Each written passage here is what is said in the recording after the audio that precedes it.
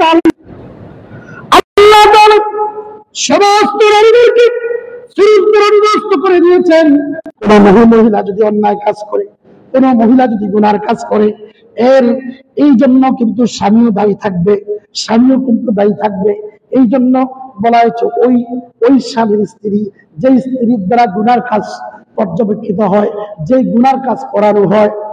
এই জন্য দেখবেন অনেক স্বামী এরকম আছে যে স্ত্রী গুনার কাজ করুক, স্বামী আরো বরং গুনার কাজ করার যে বাধ্য করে, আসলে এরকম এদেরকে দায়ুস বলা হয়েছে। এই জন্য আল্লাহর হাবিব বলেন, দুই শ্রেণীর মানুষ জান্নাতুল ফেরদাউসের মধ্যে যাবে না। এক শ্রেণীর মানুষ হলো যারা নিত্যদিন মদ খায়, আরেক শ্রেণীর মানুষ হলো যারা দায়ুস।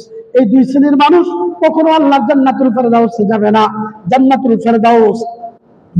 ফেরদাউস এই জন্য রাসূল যখনই আলোচনা করতেন যে আমার উম্মতেরা শোনো, তোমরা যখনই আল্লাহর কাছে জান্নাত চাইবা, জান্নাতুল ফেরদাউস চাইবা। বলেন সুবহানাল্লাহ। জান্নাতুল ফেরদাউস, ইয়া রাসূলুল্লাহ, জান্নাতুল ফেরদাউস কেন চাইতে হবে? জান্নাতুল ফেরদাউসটা কি? আমার নবী বুঝালেন, হে আমার উম্মতেরা শোনো, তোমরা জান্নাতুল ফেরদাউস এটার স্থান হলো আল্লাহর আরশের নিচে। ওই জান্নাতুল ফেরদাউসের উপরে হলো আল্লাহর আরশ। এই জন্য আল্লাহর আরশ, ওই জান্নাতের মধ্যে যত নিয়ামত আছে সমস্ত নিয়ামতের কেন্দ্রবিন্দু হলো জান্নাতুল ফেরদাউস। বলুন সুবহানাল্লাহ। এই জান্নাতের মধ্যে নহর প্রবাহিত হবে, জান্নাতের মধ্যে নহর থাকবে, সমস্ত নহরগুলো আসবে জান্নাতুল ফেরদাউস থেকে। বলুন সুবহানাল্লাহ। এই জন্য বলে জান্নাতুল ফেরদাউসের মধ্যে যারা থাকবে সমস্ত কেন্দ্রবিন্দু তাদের। বলুন সুবহানাল্লাহ। হাদিসের মধ্যে আসছে জান্নাতুল ফেরদাউসের ভিতরে 7টা জান্নাত আছে। কয়টা জান্নাত? এমনি জান্নাত তো 8টা, জান্নাতুল ফেরদাউসের ভিতরে আরো 7টা জান্নাত আছে। বলুন সুবহানাল্লাহ। জান্নাতুল ফেরদাউস কেন চাইলে শোনো, জান্নাতুল ফেরদাউসের ভিতরে আরো 4টা জান্নাত আল্লাহ তাআলা তৈরি করেছেন। 2টা জান্নাত আল্লাহ তাআলা স্বর্ণ দিয়ে বানাইছে। বলুন সুবহানাল্লাহ। দুনিয়ার মধ্যে মানুষ ইমানদাররা কষ্ট করেছে, সারাদিন পরিশ্রম করেছে, দুনিয়ার মধ্যে স্বর্ণ চাঁদি ব্যবহার করার সুযোগ পায় নাই, ঠিক না? অনেক কাফের মুশরিক বেঈমানেরা দেখবেন স্বর্ণ আর স্বর্ণের উপরে ঘুমায়, স্বর্ণের উপরে স্বর্ণ ব্যবহার করে, কত কিছু ব্যবহার করে। এই জন্য দেখেন ইসলামে আল্লাহ তাআলা ইসলামী শরীয়তে পুরুষদের জন্য হারাম করে দিয়েছেন, হে পুরুষেরা শোনো, তোমরা স্বর্ণ ব্যবহার করবে না, মহিলারা স্বর্ণ ব্যবহার করবে। দেখছো এই জন্য কেন? আরে কাল কিয়ামতের ময়দানে তখন তোমরা জান্নাত চাইবা, তোমাদের সমস্ত কিছু স্বর্ণ দ্বারা পরিপূর্ণ হয়ে যাবে। বলুন সুবহানাল্লাহ। জান্নাতুল ফেরদাউসের ভিতরে 7টা জান্নাত থাকবে। 2টা জান্নাত হলো স্বর্ণ দ্বারা পরিপূর্ণ, ওখানে সবকিছু স্বর্ণ ছাড়া আর কিছু। বলেন সুবহানাল্লাহ। আর 2টা জান্নাত থাকবে রূপা। এই জন্য আমার নবী বলেন, তোমরা যখন আল্লাহর কাছে যখন জান্নাত চাইবা, তখন তোমরা জান্নাতুল ফেরদাউস চাইবা, কারণ জান্নাতুল ফেরদাউস থেকে সমস্ত নহরগুলো প্রবাহিত হয়েছে। বলেন সুবহানাল্লাহ। এই জন্য বাবা আল্লাহ পাক রব্বুল আলামিন যুগে যুগে যত নবী রাসূল প্রেরণ করেছেন, সমস্ত নবী রাসূলের একটা দায়িত্ব ছিল, একটা দায়িত্ব হলো তাদের উম্মতদেরকে কিভাবে জান্নাতে পাঠানো যায়, ঠিক কি না? প্রত্যেক নবী রাসূলের একটা মিশন ছিল যে আল্লাহকে চিনো, আল্লাহর ইবাদত করো, আল্লাহর ইবাদত করলে তোমরা জান্নাত পাবে। বলেন সুবহানাল্লাহ। এই জন্য সমস্ত নবীদের একটা মিশন ছিল তাদের উম্মতদেরকে কিভাবে জান্নাতে পাঠানো যায়, তাদের উম্মতদেরকে কিভাবে জান্নাত পর্যন্ত পৌঁছানো যায়। এই জন্য সমস্ত নবীরা আল্লাহর কাছে ফরিয়াদ করেছেন, তারা দুনিয়ার মধ্যে কষ্ট করেছেন, কষ্ট করতে যাইয়া অনেক নবী রাসূল ব্যর্থ হয়েছেন। আল্লাহ তাআলা এই নবী রাসূলরা যেহেতু আল্লাহকে চেনার জন্য, আল্লাহকে চেনার জন্য, আল্লাহ পৃথিবীর মধ্যে সবচেয়ে গায়েব, আলিমুল গায়েব, আল্লাহ তাআলা সবচেয়ে বড় গায়েব হলো আল্লাহ। বলেন সুবহানাল্লাহ। আল্লাহ গায়েব মানে কি? অদৃশ্য। পৃথিবীর মধ্যে আল্লাহকে দেখছে এমন কোন একটা মানুষ দেখছে? দেখে নাই। আল্লাহ তাআলা কোন নবীরা পর্যন্ত আল্লাহকে দেখতে পারে নাই, কোন নবীরা দেখে নাই। একমাত্র আল্লাহ তাআলা যাকে সাইয়্যিদুল মুরসালিন করেছেন, তাকে আল্লাহ তাআলা স্পেশাল ভাবে দাওয়াত দিয়ে মেরাজের মধ্যে নিয়ে আল্লাহ পাক রব্বুল আলামিন তাকে দিদার দিয়েছেন। বলেন সুবহানাল্লাহ। দিদার দিয়ে, যেহেতু কোন নবী কোন রাসূল আল্লাহকে দেখে নাই, একমাত্র আল্লাহর হাবিব আল্লাহকে সরাসরি দেখেছে, সরাসরি আল্লাহ থেকে তালিম গ্রহণ করেছে। এই জন্য সমস্ত নবীদের উপর ঈমান, ওই নবীর উপর ঈমান আনা ফরজ করে দিয়েছেন। বলেন সুবহানাল্লাহ। এই জন্য সমস্ত এই নবীকে বলা হয় কি সাইয়্যিদুল মুরসালিন, সমস্ত নবীদের নবী। বলেন না সুবহানাল্লাহ। পৃথিবীর মধ্যে আদম থেকে ঈসা আলাইহিস সালাম পর্যন্ত যত নবী রাসূল পৃথিবীর মধ্যে এসেছেন সবাই কিন্তু নবীর উপর ঈমান এনেছেন। কোন নবী ঈমান ছাড়া নাই। যেই নবী আখিরের উপর ঈমান না আনবে তার ঈমান আর নবুয়ত ক্যান্সেল হয়ে যাবে, সাথে সাথে সাথে নবুয়ত ক্যান্সেল হয়ে যাবে। সমস্ত নবীরা নবীর উপর ঈমান আনছে। সমস্ত নবীদেরকে আল্লাহ তাআলা স্পেশাল কিছু ক্ষমতা দান করেছেন। কারণ দুনিয়ার মধ্যে যখন ইসলামের দাওয়াত দিবে, ইসলামের দাওয়াত দিতে যাইয়া অনেক বিপদের সম্মুখীন হবে, ঠিক না? অনেক বিপদের সম্মুখীন হয়। আচ্ছা বলেন, আপনি যখন ইসলামের দাওয়াত দিবেন অনেক বিপদের সম্মুখীন হন, আপনি ইসলামের দাওয়াত দিতে যাইয়া এখন বিপদ থেকে যদি বাঁচতে না পারেন, মানুষ কি ইসলামের মধ্যে আসবে? আসবে না। এই জন্য স্পেশাল কিছু ক্ষমতা দিয়েছেন, স্পেশাল কিছু ক্ষমতা দিয়েছেন। এক এক নবীকে আল্লাহ তাআলা স্পেশাল কিছু ক্ষমতা দিয়েছেন। আল্লাহ তাআলা ঈসা আলাইহিস সালামকে কিছু ক্ষমতা দিয়েছেন। হযরত ঈসা আলাইহিস সালাম আল্লাহ তাআলাকে স্পেশাল কিছু ক্ষমতা দিয়েছেন। ঈসা আলাইহিস সালাম মরা মানুষ জীবিত করতে পারতো। বলেন না সুবহানাল্লাহ। মরা মানুষ কি করতে পারতো? জীবিত করতে পারতো। শ্বেত রোগী থাকলে ভালো করে ফেলতে পারতো, টাক মাথা ভালো করতে পারতো তাৎক্ষণিক। কোন মরা মানুষ যদি নবীরা জীবিত করে সাথে সাথে, হ্যাঁ, এটা আশ্চর্য ব্যাপার না? এই ক্ষমতা আল্লাহ দিছে। কিন্তু এই ক্ষমতা আল্লাহ দিছে, কিন্তু ওই নবীর উম্মতেরা এইগুলো দেখা ওই নবীকে চিনতে পারে নাই, আল্লাহকে চিনতে পারে নাই। এরা আল্লাহর নবীকে আল্লাহর পুত্র বলে সাব্যস্ত করে দিয়েছে। বলেন না নাউজুবিল্লাহ। এই জন্য বাবা আল্লাহর নবী রাহমাতুল লিল আলামিন যখন খ্রিস্টান নাজরানদের সাথে আল্লাহ রাসূল, খ্রিস্টান যারা আছে, খ্রিস্টানরা কিন্তু ঈসা আলাইহিস সালামকে আল্লাহর পুত্র বলে। খ্রিস্টানরা কি বলে? ঈসা আলাইহিস সালামকে আল্লাহর পুত্র, মরিয়ম আলাইহিস সালামকে আল্লাহর কন্যা। আল্লাহ, বুঝছেন না? ঈসা আলাইহিস সালামকে আল্লাহর পুত্র বলা হয়। এই জন্য আমার নবী বলেন, হ্যাঁ, নাজরানের 5 জন বিশিষ্ট বড় বড় নাজরানের বড় বড় 4 জন পণ্ডিত রাসূলের কাছে আসছে। এখন রাসূলের কাছে আইসা তাদের রাসূলের সাথে আলোচনা করতেছে। আলোচনার ফাঁকে এরা নিজের পরিচয় দেয়, আমরা ঈসা আলাইহিস সালামের উম্মত, আমরা ঈসা আলাইহিস সালামের উম্মত। এবং তার উম্মত দাবি করে ঈসা আলাইহিস সালাম সম্পর্কে বলেন, ঈসা আলাইহিস সালামকে, ইয়া রাসূলুল্লাহ আপনি কি ছিলেন? উনি বলেন আল্লাহর পুত্র। বলেন না নাউজুবিল্লাহ। রাসূল পাক সাল্লাল্লাহু আলাইহি ওয়াসাল্লাম বলেন, হ্যাঁ নাজরান খ্রিস্টানেরা শোনো, তোমরা যেই কথা বলেছ এই কথা আর কখনো বলবা না। উনি ঈসা আলাইহিস সালাম তো আল্লাহর পুত্র নয়, উনি আল্লাহর নবী। বলেন না সুবহানাল্লাহ। ঈসা আলাইহিস সালাম আল্লাহর পুত্র নয়, আল্লাহর নবী। এই কথা যখন বললেন, নাজরানের খ্রিস্টানেরা মানতে নারাজ। এরা রাসূলের সাথে কি করতেছে? তর্ক বিতর্ক করতেছেন। রাসূল বললেন, এই জাতি খ্রিস্টান জাতি, এরা বর্বর জাতি, এদেরকে সহজে বোঝানো যাবে না। আল্লাহর নবী বলেন, হ্যাঁ নাজরানের খ্রিস্টান প্রতিনিধি দলেরা, তোমাদের কথা যদি সত্য হয়, আমার কথা তোমরা শুনতেছো না। আমার কথা যখন তোমরা শুনতেছো না, তোমাদের কথার উপর আসো, ঠিক আছে আসো, তাহলে একটা মুবাহালার মধ্যে আসো। তোমাদের দাবি যদি সত্য হয় তাহলে তোমরা আমার উপর লানত করবে, আর আমার দাবি যদি সত্য হয় আমি তোমাদের জন্য লানত করব। এই কথা বলার পরে খ্রিস্টানদের মধ্যে বড় বিচক্ষণ 5 জন আসছে। তো এদের মধ্যে একজন ছিল খুব, আপনি একটু ট্যালেন্ট, কিছু মানুষ আছে না, তার উপস্থিত বুদ্ধি একটু ভালো। এদের মধ্যে একজন আছে উপস্থিত বুদ্ধি ভালো। খ্রিস্টানদের প্রতিনিধি 5 জনের মধ্যে বলতেছে, শোনো, এই যে তোমরা কার সাথে কথা বলতেছো, দেখো উনি যে আখিরি জামানার নবী, এতে কোনো সন্দেহ। বলেন না সুবহানাল্লাহ। খ্রিস্টানরা শোনো, তোমরা যার সাথে কথা বলতেছ, আমাদের ধর্মগ্রন্থের মধ্যে এমন যতগুলো নির্দেশনা আছে সব কিছু কিন্তু তার মধ্যে দেখা যায় উনি নবী হতে পারে, এতে কোনো সন্দেহ। উনি যদি নবী হয়ে যায়, তোমরা যদি তার সাথে মুবাহালা করতে আসো, তোমাদের পৃথিবীর জমিনে খ্রিস্টান ধর্মের লোক আর কখনো বেঁচে থাকবে না। সমস্ত পৃথিবীর মধ্যে খ্রিস্টান ধর্মের মানুষ বিলীন হয়ে যাবে। তোমাদের উপর আসমানি গজব আসবে। শুধু তাই নয়, কিয়ামত পর্যন্ত যত খ্রিস্টান আসবে সমস্ত খ্রিস্টানদের উপর আসমানি গজব আসতেই থাকবে, তারা নির্মূল হয়ে যাবে পৃথিবীর থেকে। ভয় পাইছে না? ভয় পাইয়া বলতেছে ঠিক আছে, আমরা পরামর্শ করে নিই, আমরা পরে আপনাকে জানাবো। গেছে খ্রিস্টানদের পাদ্রী, তো খ্রিস্টানদের পাদ্রী বলতেছে ঠিক আছে, আমি তাদেরকে দেখে আসি।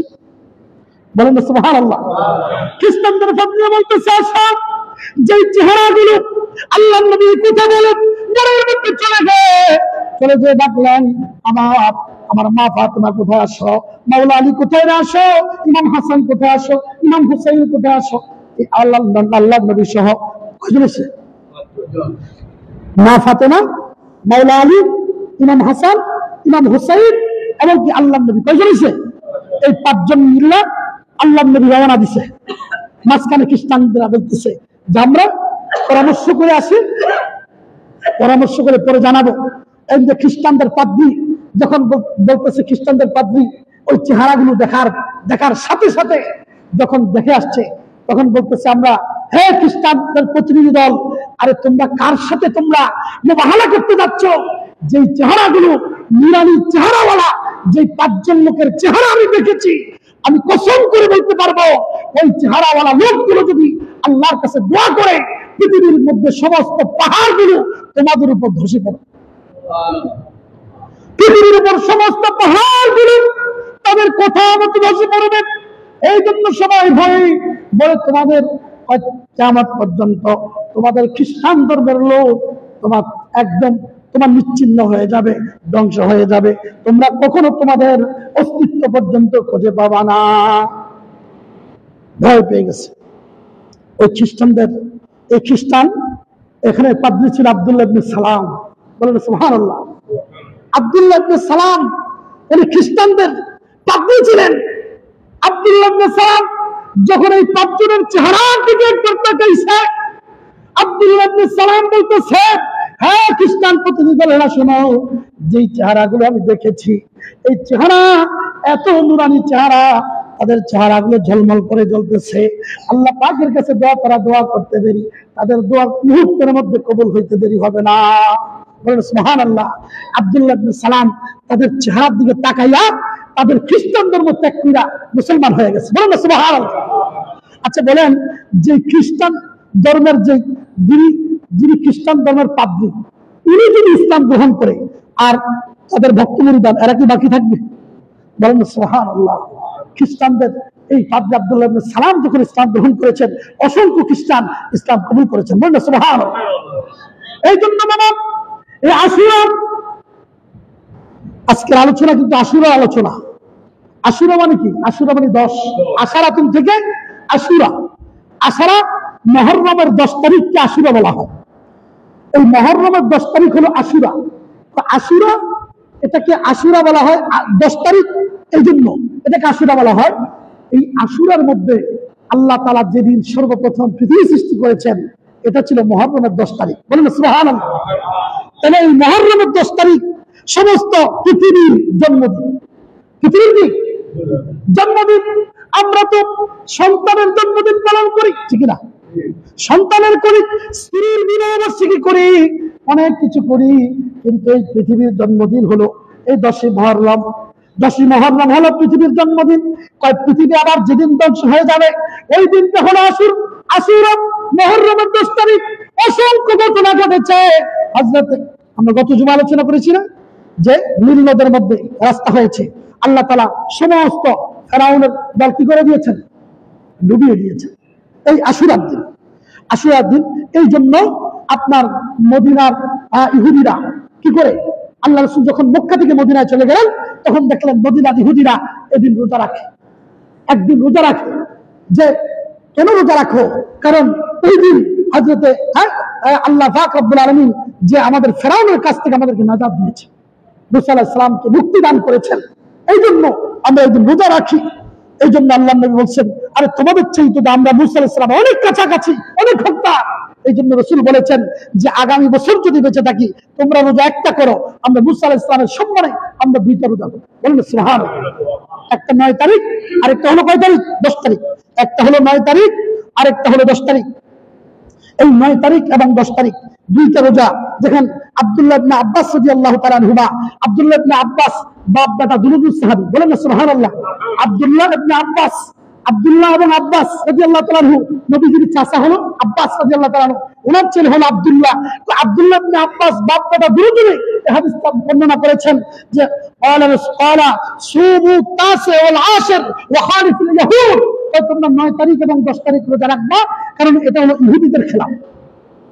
এই জন্য মুহররমের মধ্যে কয়টা রোজা রাখতে হবে? 2টা। রাখলে কি হবে? আল্লাহ নবী বলছেন সামা সিয়ামু ইয়াউমুল আশুরা আহতাসিবু আলাল্লাহ ইউকাফিরাস সানাতা ক্বাবলাহু। কেউ যদি মুহররম মাসে রোজা রাখে, একটা রোজা রাখে, কয়টা রোজা? একটা রোজা রাখে, আল্লাহ পাক রব্বুল আলামিন তার অতীতের জীবনের গুনাহ আল্লাহ তাআলা আগের 1 বছরের গুনাহ আল্লাহ তাআলা মাফ করে দেন। কয় বছরের? বিগত 1 বছরের গুনাহ আল্লাহ তাআলা কি করে দিবে? মাফ করে দিবে একটা রোজা রাখলে। এই জন্য আল্লাহ রাসূল বলেছেন তোমরা 2টা রোজা রাখো, বলেন না সুবহানাল্লাহ। 9 তারিখ এবং 10 তারিখ, যেমন আজকে রাতে বাদছে শনিবার এবং রবিবার। আগামীকাল যেহেতু আরবি মাসটা আগে আসে, মাগরিবের পর, আগামীকাল মাগরিবের পর হলো 10ই মুহররম। এই জন্য আগামীকাল মাগরিবের পর থেকে আমাদের মসজিদে আশুরা সম্পর্কে আলোচনা হবে। এখন দেখেন 15 বাজে গেছে, আলোচনা কিন্তু এখন আশুরা করতে পারেন, মাত্র শুরু হয়েছে আশুরা। কারণ কোরআনের আয়াত তরজমার পরেই তো আমরা আশুরা আলোচনা করবো। আশুরা আলোচনা আসছে, সময় শেষ। তাহলে আমরা আলোচনা যদি আশুরা যদি না বুঝি, রোজা রাখে কি তৃপ্তি পাওয়া যাবে? যে কোনো কাজ করার আগে আগে বুঝতে হবে। গুরুত্ব যদি না বুঝি, তাহলে এই কাজের মধ্যে কি নাই? মজা নাই। মনে রাখবেন, ওই যেই কাজই করবেন, ওই কাজ যদি আপনি না বুঝেন, আপনি মজা পাবেন না, ঠিক কিনা? আপনি মনে করেন এক জায়গায় আপনি চাকরিতে ঢুকেন, চাকরি করতে গেলেন, কিন্তু আপনি কাজ বুঝেন না, এটা আপনার কাছে 10 মণ বোঝার থেকে আরো কঠিন মনে হবে। কিন্তু আপনি কাজ বুঝেন, আপনার কাছে আনন্দ লাগবে, ঠিক কিনা? এই জন্য সবকিছু, যে কোনো কাজ করার আগে বুঝতে হবে এটা কি আশুরা, এটা কি জিনিস, আমরা এটাই তো বুঝি না। আর আশুরার মধ্যে পৃথিবীর অসংখ্য ঘটনা ঘটেছে। যত ঘটনা ঘটেছে সমস্ত ঘটনাকে একটা ঘটনা দাবা সাবা দিয়েছে, এটা হলো ইমাম হুসাইন রাদিয়াল্লাহু তাআলা আনহু। এই আশুরার 10 তারিখ শাহাদাত বরণ, বলেন সুবহানাল্লাহ। কে শাহাদাত বরণ? ইমাম হুসাইন। ইমাম হুসাইন কার হাতে শাহাদাত বরণ করেছেন? ইয়াজিদ বাহিনীর হাতে। ইয়াজিদ বাহিনীর হাতে।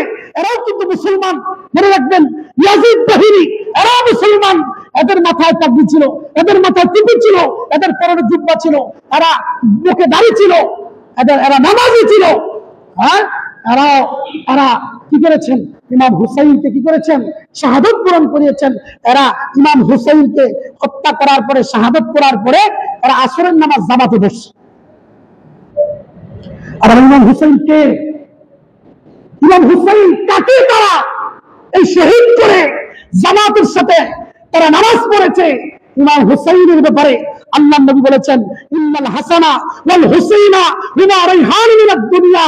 আমার এই দুনিয়ার মধ্যে ইমাম হাসান এবং হুসাইন হলো আমার জান্নাতি 2টা ফুল, বলেন সুবহানাল্লাহ।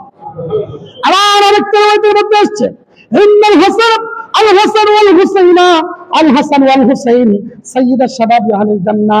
আমার ইমাম হাসান এবং হুসাইন জান্নাতি যুবকদের সরদার, বলেন সুবহানাল্লাহ।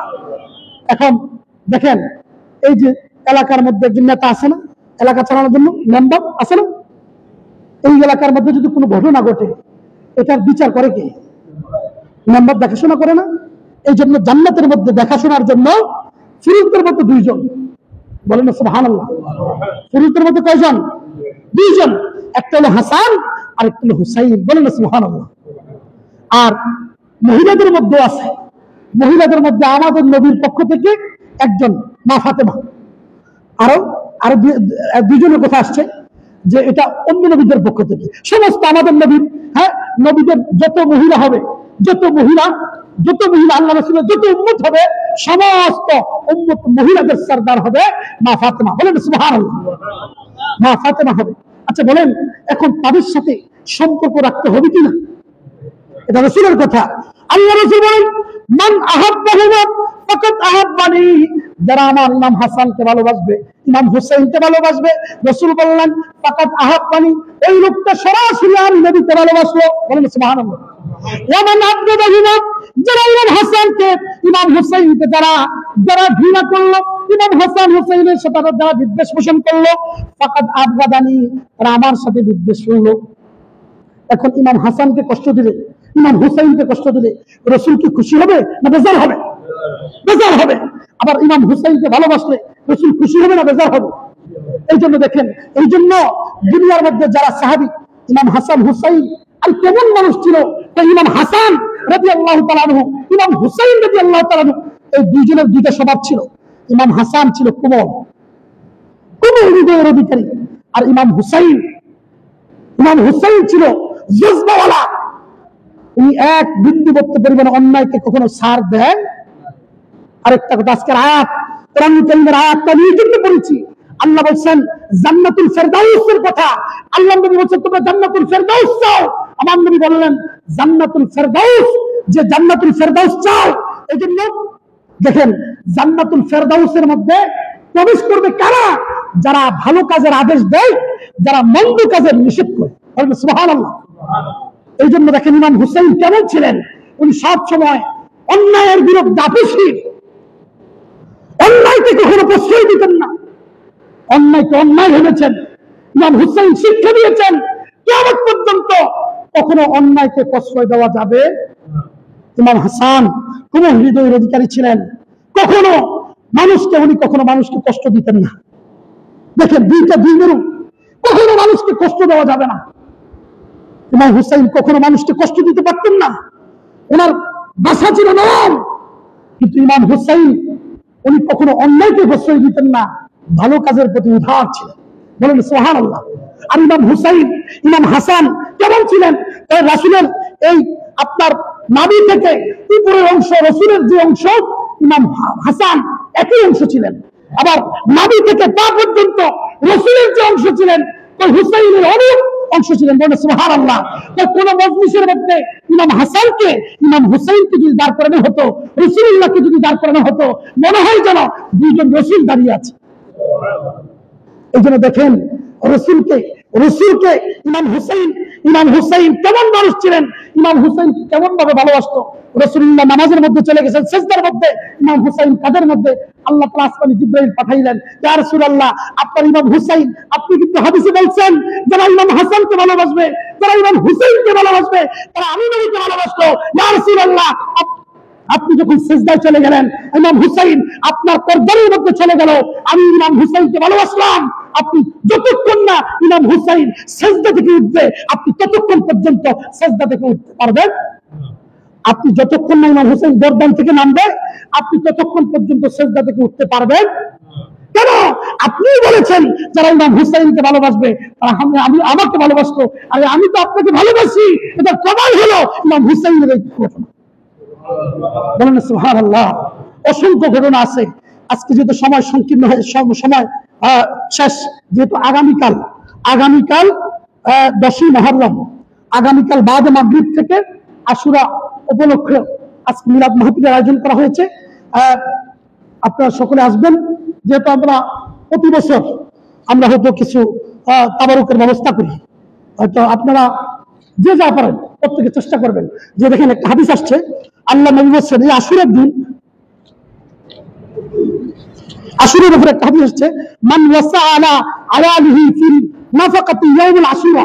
তো আশুরার দিন কেউ যদি তার পরিবার পরিজনের জন্য খরচ করে, আমরা বিভিন্ন দিন জন্মদিন উপলক্ষ করে, ঈদ আসলে, বিভিন্ন অনুষ্ঠানে, যেমন গায়ে হলুদ আসলে সবার জন্য নতুন নতুন পোশাক বানাই না, সবার আমরা হাদিয়া দেই, কাপড় দেই, এই দেই সেই দেই, দেখি না?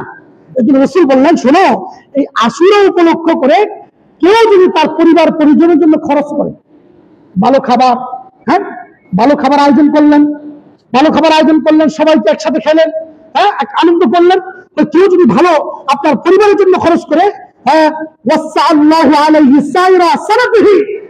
সম্পূর্ণ তার আগামী বছর তার জন্য সবচেয়ে সুখে শান্তিতে থাকবে। আগামী বছরটা তার জন্য সচ্ছল হয়ে যাবে, সুখময় শান্তিময় হয়ে যাবে। এই জন্য এটা ইমাম বাইহাকী রহমাতুল্লাহ আলাইহি তার শহীদুল ঈমান নামক গ্রন্থের মধ্যে এই হাদিসটা নকল করেছেন। দেখেন এই জন্য আগামী আমরা যে যা পারেন যে যা পারেন তার পরিবার পরিজন ভালো মন্দ খাবারের ব্যবস্থা করবেন। গরিব মানুষ তাদেরকে, গরিব মানুষদেরকে মাথায় হাত বুলাবেন, এতিমদেরকে হাত বুলাবেন, গরিব মানুষদেরকে একটু সহযোগিতা করবেন। হ্যাঁ, এগুলো ভালো কাজ মনে করবেন। আল্লাহ তাআলা দুইটা কাজের যাজা দিবে, একটা হলো ঈমান, আরেকটা হলো আমলে সালেহ। আমলে সালেহের কারণে আল্লাহ তাআলা জান্নাতুল ফেরদাউস দান করবে। বলেন সুবহানাল্লাহ। এখানে আয়াতের মধ্যে আছে ভালো কাজের কারণে আল্লাহ তাআলা জান্নাত দিবে। এই জন্য জান্নাত পাওয়ার জন্য আমরা যত ভালো কাজ আছে করতে রাজি আছি কিনা? আল্লাহ পাক রব্বুল আলামিন আমাদেরকে বুঝার তৌফিক দান করুক। সবাই বলেন আমিন। ওয়া মা আলাইনা ইল্লাল বালাগ। আপনাদের সকলের দাওয়াত, আগামীকাল মাগরিবের নামাজের পর আমাদের রক্ত মসজিদে আশুরা উপলক্ষে মিলাদ মাহফিল হবে, আপনারা সকলে আসবেন। যারা সুন্নাত পড়েন না, কিবলা জুমা আদায় করুন।